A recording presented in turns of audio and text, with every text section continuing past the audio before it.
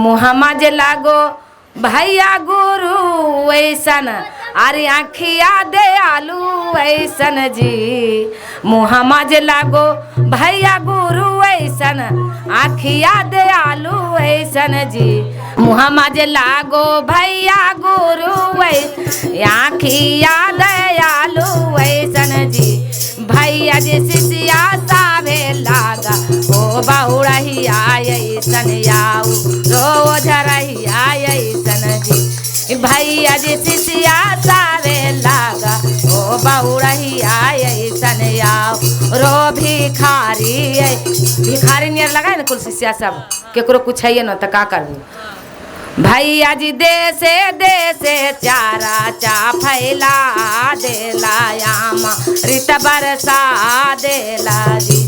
भैया जी देशे देशे चारा चा फैला देला यामा ऋत बरसा देला। पहला सुतरवा भैया दाया मंगला दूसरा में चर्चा कैला जी।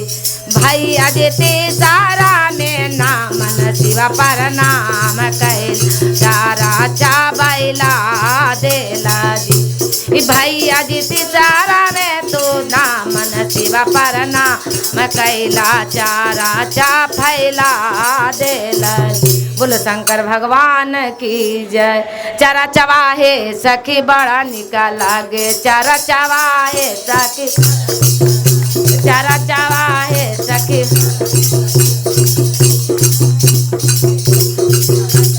पर्वत पहाड़ पर शिव के मंदिलवा पर्वत पहाड़ पर शिव के मंदिलवा है सखी बड़ा निका लागे मंदिलवा है सखी बड़ा। शिव के गलों में सर्पों के माला शिव के गल सर्पों के माला नगिनिया है सखी बड़ा निका लागे नगिनिया है सखी।